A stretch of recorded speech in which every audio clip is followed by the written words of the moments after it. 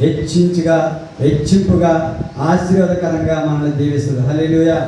ఆశీర్వాదకరంగా జీవిస్తాడు.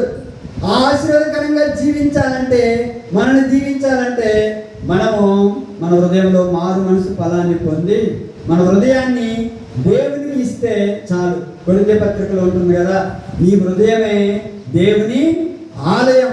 ఏంటంట? హల్లెలూయా. నీ హృదయమే దేవుని ఆలయం. ఏమండి, హృదయాన్ని పాడు చేస్తే దేవుడు అసలుకే ఒప్పుకోడు. నీ హృదయం నువ్వేమంటావు అంటే, ఏంటి, నా హృదయం నా ఇష్టం, నా హృదయం నా ఇష్టం అని అనుకొని ఉండవచ్చు. కానీ ఆ హృదయాన్ని సృష్టించింది ఎవరైనా? దేవుడు.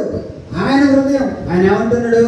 నీ హృదయాన్ని నాకిస్తే నువ్వు క్షేమంగా ఉంటావు. కాబట్టి నీ హృదయమే దేవుని ఆలయం. ఆ దేవుని ఆలయమైన నీ హృదయాన్ని పాడు చేస్తే దేవుడు ఎంత మాత్రం కూడా ఒప్పుకోడు. కాబట్టి మారు మనసుని తగిన ప్రతిఫలం మీలో ఉన్నదా అని చెబుతూ ఆ పరిశీలన శాస్త్రను గద్దిస్తుండు. ఏమనంటే, సర్ప సంతానమా అని గద్దిస్తూ, ఇంకా కింది మాటలు చదవండి.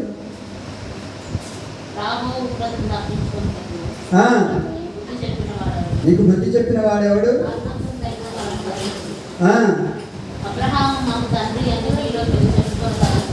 పదవచ్చు చదువు.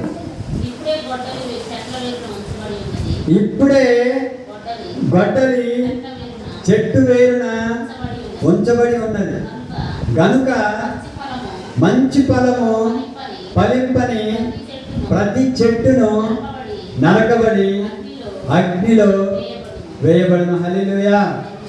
ఇక్కడ దేవుడు ఏమంటున్నాడంటే, ఇప్పుడే చెట్టు వేరున గొడ్డలి. హల్లెలూయా.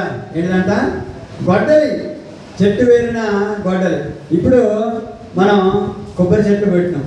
కొబ్బరి చెట్లు ఎక్కడ పెట్టినాం? వేరుతో సహా పెట్టినా? కొట్టలేదు.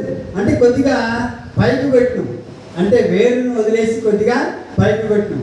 అదే ఇంకొక యాప చెట్టు అనుకో, యాప చెట్టుని మనము భూమితో సహా కొట్టేసిన వేర్లు అట్నే ఉన్నాయి అనుకో, అది ఏమైంది?